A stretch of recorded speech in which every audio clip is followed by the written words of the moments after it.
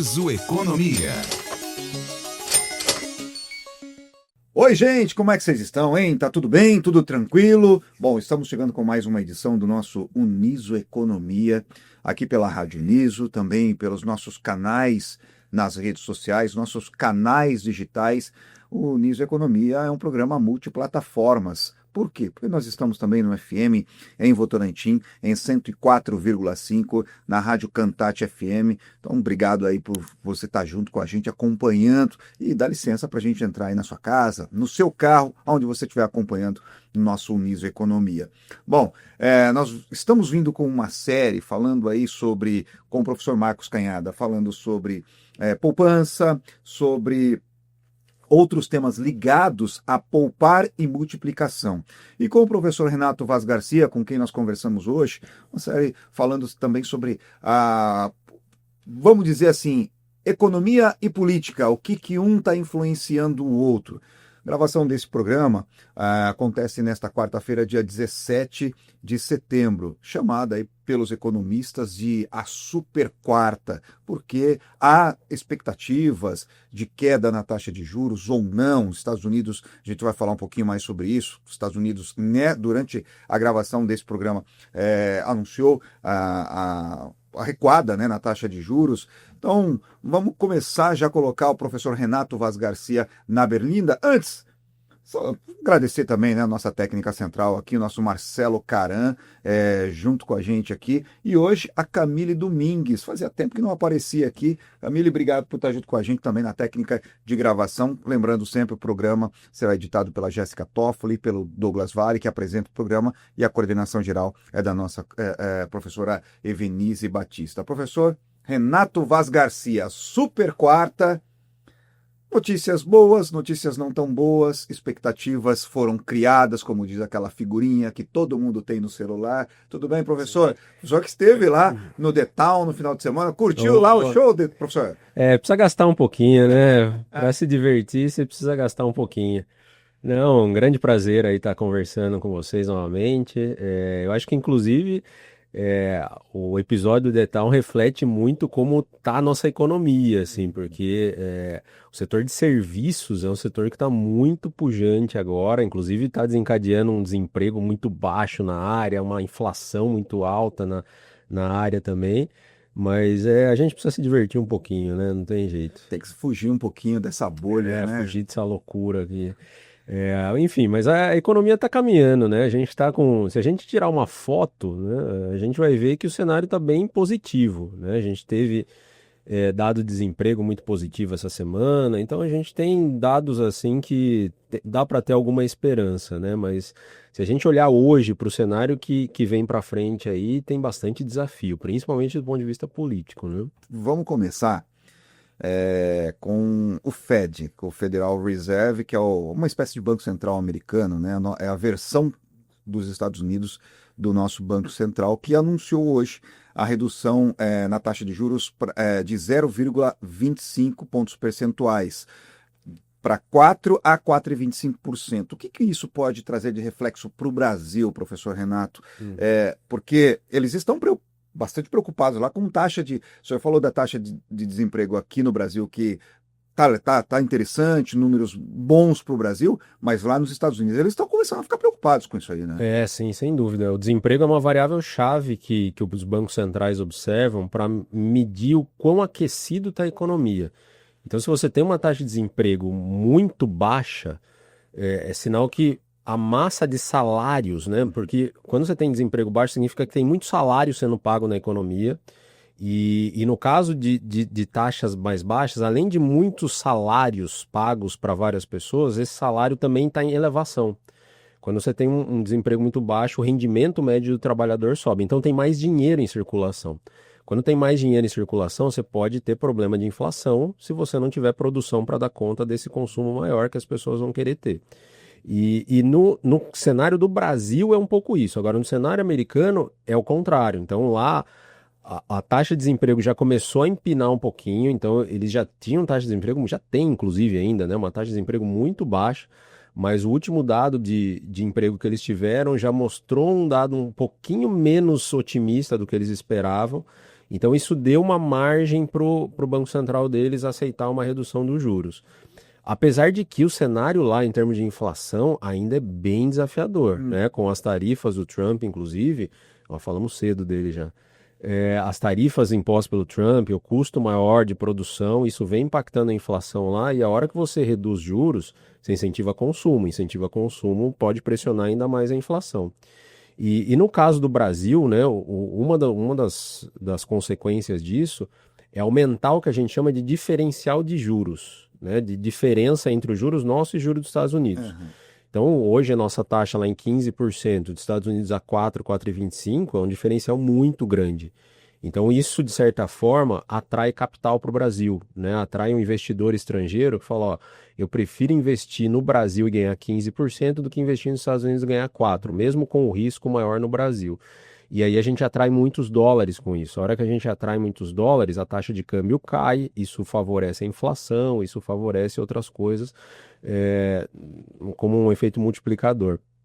Então isso tende assim, a fazer com que a gente atraia mais capital, mas isso, por outro lado, também abre uma possibilidade do Banco Central aqui também reduzir os juros, né? Porque esse diferencial está muito grande mesmo. Essa atração de capital, e por favor, essa é uma pergunta de um aluno para um professor realmente. A taxa de desemprego e tudo mais representa, por exemplo, o senhor falou da questão da inflação, menos dinheiro, embora uma atração de capital, mas menos dinheiro circulando na economia do país como um todo, e aí não é só a economia dos grandes negócios que eu pergunto, das grandes empresas, grandes corporações, mas a economia geral do país, ou não tem, uma coisa não tem a ver com a outra. Quando a gente atrai esse capital, você fala? Então, esse capital que entra, ele de certa forma ele vai se disseminar por vários setores, né? Porque ele não vai só também para aproveitar o diferencial de juros, né? Porque isso mexe com, a gente pode falar, um portfólio de investimentos que bancos, fundos e caras que têm grana mesmo no mundo, eles têm um portfólio. Eles falam, ó, quais são as opções de investimento que eu tenho? Então, a hora que o juros americano cai, ele fala, putz, investir nos Estados Unidos em títulos públicos americanos que pagam lá o 4,25% ao ano já não é uma alternativa. Então, eu tenho dinheiro sobrando. O que eu vou fazer com esse dinheiro? Posso investir no Brasil e ganhar esses juros do Brasil? Posso. Mas, às vezes, pode ter projeto de investimento acontecendo no Brasil, pode ter qualquer outros projetos, público, privado e tal, que também podem ser interessantes. Então, de uma certa forma, a economia inteira se beneficia disso, né? Mas, por outro lado, assim, essa taxa de juros alta nossa, ela está sendo um grande problema hoje para a economia, porque mostra que, mesmo com a taxa de juros mais alta que a gente está tendo, o consumo não está conseguindo desacelerar, né? A gente não está desacelerando o consumo e também não está desacelerando o mercado de trabalho, porque os juros altos é para esfriar a economia como um todo, né? Para falar, ó, vai devagar porque a produção não está aguentando. E não está dando conta disso. É por isso que lá nos Estados Unidos eles ainda têm possibilidade de reduzir juros. Aqui no Brasil a gente não tem tanta essa possibilidade agora, né? Então, provavelmente vai ficar para o ano que vem uma redução de juros.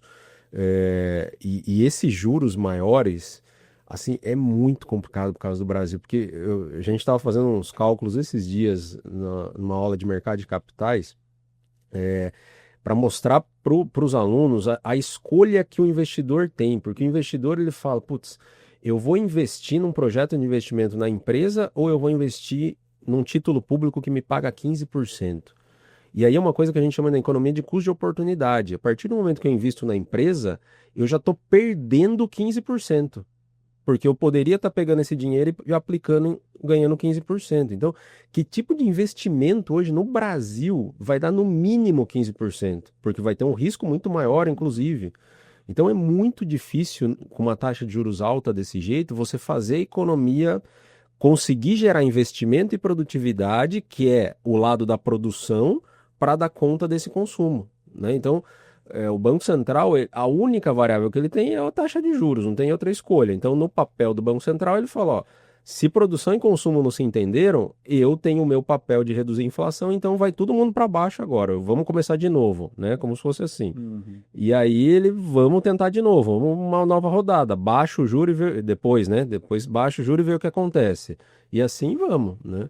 E enquanto isso, outros lados, né? Outros Congresso, mesmo executivo, política fiscal, política industrial, a gente fica meio marginalizado nesse enrosco todo, né? Rapaz, começa a complicar mesmo e muito aí toda essa situação e começa a assustar. Agora, professor, um outro ponto também que é bem importante com relação ainda a essa questão, principalmente a política monetária nos Estados Unidos, até antes dessa política monetária dos Estados Unidos, o senhor falou da questão da taxa de juros, né?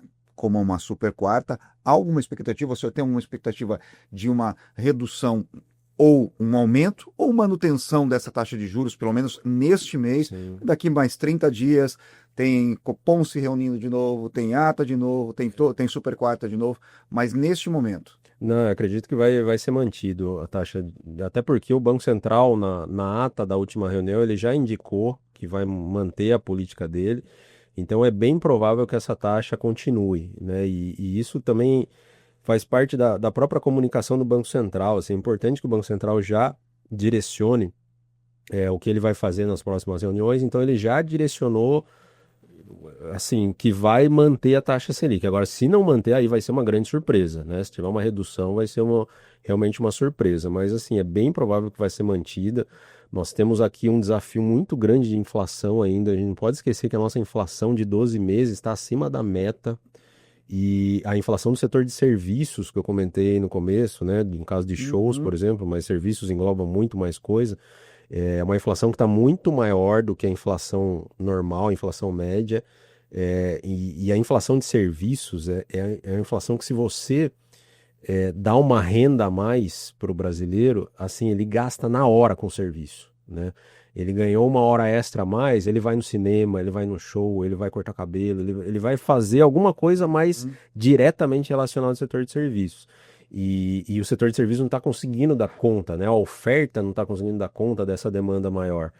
E aí, então, o Banco Central não tem muita perspectiva de reduzir esses juros, principalmente pelo setor de serviços no Brasil. E aí a gente vai aí com a taxa de juros, e aí é importante destacar isso, né? Quando tem essa questão da taxa de juros difícil, embora, como o senhor disse, haja dinheiro circulando, mas os fornecedores não conseguem dar conta de fornecer produtos e tudo mais, dificulta um financiamento, Sim, dificulta sem uma cadeia, uma toda cadeia. ela começa a ficar complicada. Sim, até as empresas, por exemplo, a empresa vai vender um carro para você, mas para ela produzir o carro, ela precisa pegar crédito também. Então, para ela já está caro pegar esse crédito, depois ela vai ter que cobrar caro de você, então acaba todo mundo pagando mais caro por um desarranjo estrutural que a gente tem na economia brasileira que a gente não consegue resolver, né? Assim, isso passa muito por uma questão chamada produtividade. A gente já conversou sobre isso em outros episódios aqui, porque é uma questão que, assim, está muito marginalizada isso no Brasil, né? Esses dias eu vi um Twitter lá, um economista colocou no Twitter um dado sobre número de patentes, né, que a gente requer, que as empresas requerem, as universidades e tudo mais. E aí ele fez um comparativo histórico acho que dos últimos 30 anos, e era um número de patentes por milhão de pessoas. E aí ele comparou a Coreia do Sul e o Brasil, assim, era incrível, assim, uma boca de jacaré absurdo. O Brasil era uma linha reta e a Coreia do Sul, assim, um negócio absurdo de alta. Então, o que realmente importa, a gente não marginaliza, né? A gente não discute. Enquanto isso, a gente fica perdendo tempo com PEC da blindagem, né? A própria questão de anistia. Assim, tem uma série de discussões que não dizem respeito ao que realmente importa, né? Que é o bem-estar das pessoas, né? As pessoas quererem ter uma vida melhor, uma renda melhor, um trabalho melhor, e isso acaba sendo marginalizado, né? Quer dizer, importante a sua fala, professor Renato, porque nós já falamos sobre isso, né? O quanto a política influencia diretamente na questão da economia. Quando a gente fala e a gente discute, eu tenho visto isso muito nos grandes veículos de comunicação espalhados pelo Brasil, questão da PEC da blindagem, principalmente hoje, Foi um dos assuntos mais discutidos, mais debatidos nos principais canais de notícias do Brasil. A questão da semana passada, nós tivemos a semana passada a condenação, né, do ex-presidente Jair Bolsonaro. Hoje, Jair Bolsonaro teve um problema médico, isso deve influenciar mais algumas coisas que nós devemos ter ainda ao longo da semana, algumas discussões ainda em relação a isso ao longo da semana. Quer dizer, travam-se, por exemplo, a questão que ainda está, para mim, está meio obscura, a reforma tributária. Sim.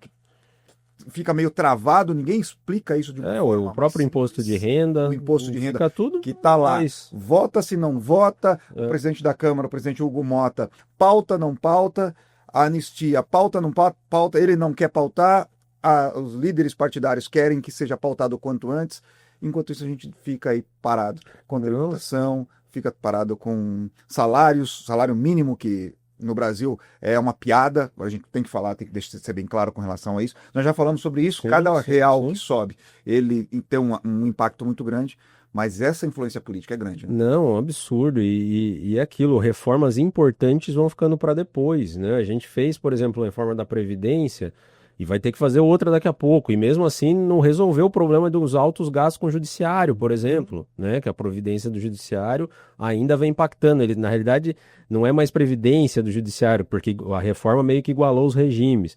Mas aí o judiciário achou um meio de buscar esse rendimento de outra forma, que não seja via salário. Chamando as brechas. Exatamente. Então tem uma série de coisas acontecendo.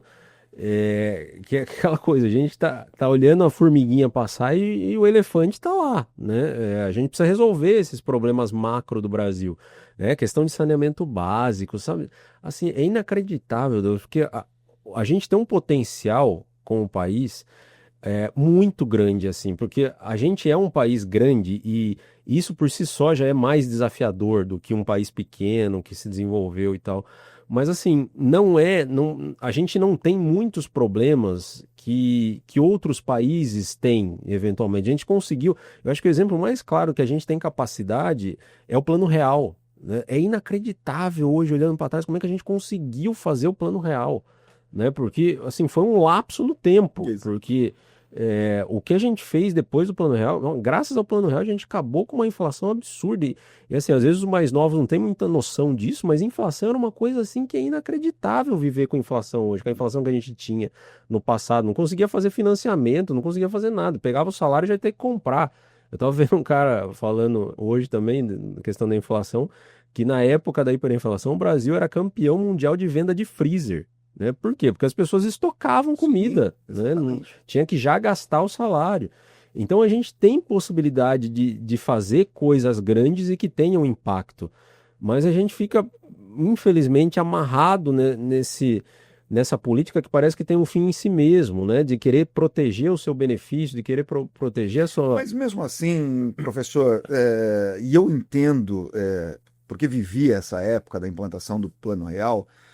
E eu entendo quando o senhor fala que Plano Real, nós conseguimos reduzir a inflação, controlar isso de uma forma ou de outra, mas nós conseguimos também desvalorizar o Plano Real. Com o passar desse tempo todo, e é importante que nós...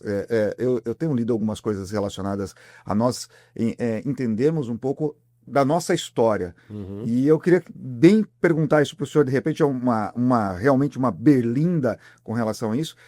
Plano Real, um plano importante e ainda bem que nós temos ele, mas nós conseguimos também desvalorizar esse Plano Real ao longo desse tempo, né? Embora ele seja forte, mas ainda está... Hoje a gente vê o poder de compra derretendo. Não, sim, sem dúvida, né? Porque o Plano Real, na realidade, ele ficou meio incompleto. Porque o Plano Real ele fazia parte de uma agenda, assim, que englobava uma série de coisas. Inclusive a Lei de Responsabilidade Fiscal, que veio muito mais tarde... ela era complementar ao Plano Real, e mesmo assim tinha uma outra regulamentação posterior à Lei de Responsabilidade Fiscal que a gente não fez. Então, o início ou alguns lampejos a gente fez, mas a gente não dá sequência, né? E E o duro é que nesse caso da política, a gente entrou e não é só o Brasil, né? Nessa questão do antagonismo, né? Então tudo que o outro faz é ruim, tudo que eu vou fazer é o melhor do mundo. Então esquece tudo que o anterior fez e agora a gente vai começar de novo. Aí daqui 4 anos começa tudo de novo e assim vai, né? É, assim, mas eu ainda acho que a gente teria a possibilidade de uma mobilização maior, mas do jeito que se institucionalizou o Congresso, principalmente hoje, eu acho muito difícil. Esse episódio da PEC da blindagem, assim, escancarou esse problema, porque é uma coisa que não foi feita na surdina, né? Não foi feito, não é algum projeto de lei e no meio do projeto de lei foi alguma coisa lá. Não, foi um projeto de lei específico sobre isso, né? Da blindagem. Então, não vai ter como a gente não ter esperança de uma mobilização um pouco maior da sociedade, porque muitas reformas econômicas importantes estão ficando para trás nesse caminho. E é aquela questão, a partir do momento que o Congresso está nessa agenda dele, o investidor coloca isso no preço, Sim. porque isso é risco, né? E risco coloca no preço, né? Coloca no preço do pãozinho que você paga, coloca no preço dos juros que você vai pagar. Então isso tudo a gente acaba pagando. Uma sociedade com risco maior, seja um risco político, risco de mercado, qualquer tipo de risco, a gente vai pagar mais caro por isso, né? Renato, como eu e você, cidadãos comuns, cidadãos trabalhadores, muitas vezes, e o seu João, a dona Isabel, a dona Cláudia, que está em casa, que está acompanhando o nosso programa. Cidadãos comuns que muitas vezes precisam trabalhar em 2 empresas, 3 empresas, fazer os seus bicos, a gente chama isso nos bastidores, né, fazer os seus corres. Como é que esse cidadão pode auxiliar numa possível mudança, ajudar a mudar essa situação, ajudar a mudar isso que a gente tem visto, isso que a gente tem comentado aqui? Eu acho que acho que tudo começa pelo conhecimento ali. Não é só o conhecimento técnico de buscar uma qualificação, não. É conhecimento do que está acontecendo, né? Da situação real que está acontecendo. Porque, às vezes, a política, o seu candidato que você votou mesmo, faz uma determinada política lá não de acordo, daqui um mês você já nem lembra mais, né? Aliás, você nem lembra em quem você votou também. Então, ter um conhecimento não da atualidade, do que está acontecendo no mundo, o que seu deputado está fazendo, o que ele não está fazendo, o que ele fez, o que ele não fez. Eu acho que passa muito por aí, porque daí isso, teoricamente, nos auxilia na hora de votar em alguém melhor, né? E em ter uma visão melhor do nosso candidato. Porque o que a gente está vendo aqui hoje assim, é independente de partido político, independente de ideologia, né? A política está ficando um fim em si mesmo. Então, eu acho que partir dessa ideia de conhecimento, saber em quem você vai votar e tudo mais, e acho que só assim a gente vai conseguir se mobilizar de uma forma melhor. Acho que o papel da imprensa nisso também é muito fundamental. Mas assim, pensando do ponto de vista mais micro, individual, é o corre do dia mesmo. Você vai ter que se qualificar cada vez mais. Apesar do mercado de trabalho estar com uma taxa de desemprego baixa, isso não significa que assim a situação está confortável, né? Daqui a algum tempo essa taxa vai subir. A gente vai ter uma inflação, a gente tem uma inflação que está corroendo o nosso poder de compra. Então, o meu salário que eu ganho hoje, ele vai ser piorado com isso, ele vai perder poder de compra com essa inflação. Então, sempre buscar uma qualificação. A gente tem hoje um acesso à educação muito mais fácil do que tinha, né, há um tempo atrás. Enfim, mas é aquilo que o brasileiro sabe fazer muito bem, né? Correr atrás do dia a dia mesmo, né? É ser criativo. A gente Ser tem criativo, né? acho que essa é uma palavra que a gente tem ouvido tanto nos últimos mês e meio ou 2, principalmente com a questão da taxação dos Estados Unidos aos produtos brasileiros, porque a gente tem ouvido falar muito que o empresário brasileiro precisa ter criatividade para buscar outros mercados.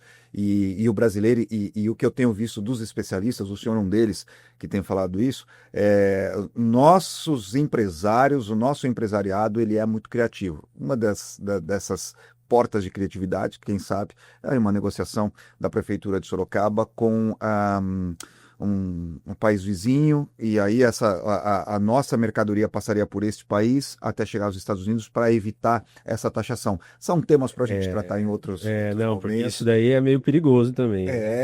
Isso Eu aí não é imagino o tão perigo trivial. eu imagino o perigo que isso pode trazer para nós todos. E um destaque que o senhor disse aí, para a gente já caminhar para o encerramento, é com relação a conhecer os nossos representantes, seja no Senado Federal, seja na Câmara dos Deputados, seja nas prefeituras, nas câmaras municipais, porque três deputados aqui da nossa região, eu não vou citar os deputados, obviamente, mas 3 deputados aqui da nossa região votaram a favor dessa PEC da blindagem. E é uma coisa que tem chamado bastante atenção. Não são deputados de Sorocaba, são deputados da nossa região, mas 3 deles votaram a favor, e uma coisa que realmente chama atenção de todos nós. Professor, para a gente finalizar, lá no início o senhor disse uma coisa que me chamou a atenção e me lembrou de um filme, uma passagem de um filme. É começar tudo de novo. Será que a gente está esperando a chegada de um Thanos aí para dar um estalar de dedo e a gente tentar começar tudo de novo? Para a gente terminar com bom humor esse Aperta programa? o reset, né? É o único jeito, assim, porque... Então, por isso que às vezes essa esticada de corda, né, do Congresso, no caso agora, pode ser o estopim, pode ser o que é necessário mesmo para a gente acordar para algumas coisas, né? Porque a sociedade, assim, pelo menos as pessoas que a gente conversa, todo mundo parece que não aguenta mais, né? A situação que a gente está caminhando. E assim, a vida vai passando, né? E eu vejo as pessoas, às vezes, mais jovens, assim, tá vendo que não tem perspectiva, né? De ganhar um salário maior, e aí entra numa desmotivação, de não ter ambição. Eu vejo jovens que desistiram de estudar e trabalhar, né? A famosa geração neném. Isso é inadmissível num país em desenvolvimento, né? Você tem que incitar esse jovem, você tem que fazer ele buscar coisas novas e tal. Mas a gente tem esperança, né, Douglas? Eu acho que, assim, como eu falei, por pior que a gente tem, por maiores os problemas que nós temos, a gente ainda tem algumas possibilidades de melhora. Tem que pressionar nossos políticos mesmo. Acho que, como, né, é meio clichê isso, mas o voto não acaba a hora que você aperta o número na urna ali. Você tem que cobrar, assim. Isso acontece muito, às vezes, do lado da sua casa, ali com o seu vereador, né? Às vezes no vereador do seu município tem tanta coisa errada acontecendo, né? E a gente não cobra, a gente não vai atrás. Então eu acho que tem essa possibilidade, mas assim, eu acho que um reset ajudaria muito nessa hora, viu? Vou começar de novo. Olha, deixou aí uma lacuna para a gente pensar num Thanos aí pegando as joias do poder. Bom, vamos encerrar esse programa que já estouramos o nosso tempo. Professor Renato Vaz Garcia, sempre um prazer, uma aula realmente a gente poder conversar, para entender e a gente tentar trazer, a gente brinca um pouco, mas tentar trazer com bom humor realmente um pouco dessa situação toda. Sim. De repente isso também facilita a compreensão de quem está do outro lado.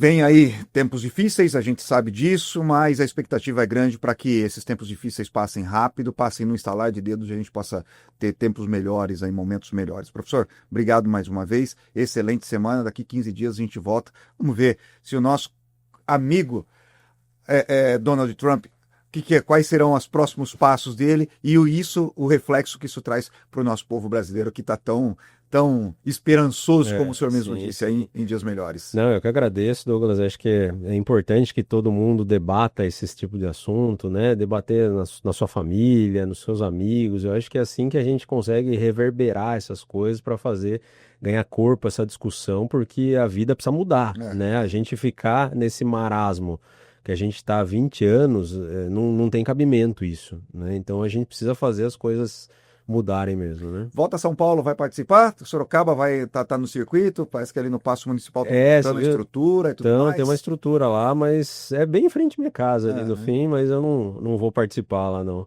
Sou mais da corrida. Então tá certo. Bom, esse foi o nosso Uniso Economia com o professor Renato Vaz Garcia. Esqueci, o professor Renato Vaz Garcia, assim como o professor Marcos Canhada, são da corrida de rua. Sim. Precisa correr também, Douglas. Pois é, com a gente lá. preciso mesmo, eu preciso acelerar o passo. Gente, nós voltamos na próxima semana, então, com mais um Uniso Economia. Lembrando sempre que esse produto, ele sai dos muros da universidade, vai para sua casa aí também pela nossa Rádio Cantate FM em 104,5. Um grande abraço a você, obrigado. Na semana que vem tem muito mais Uniso Economia. Uniso Economia.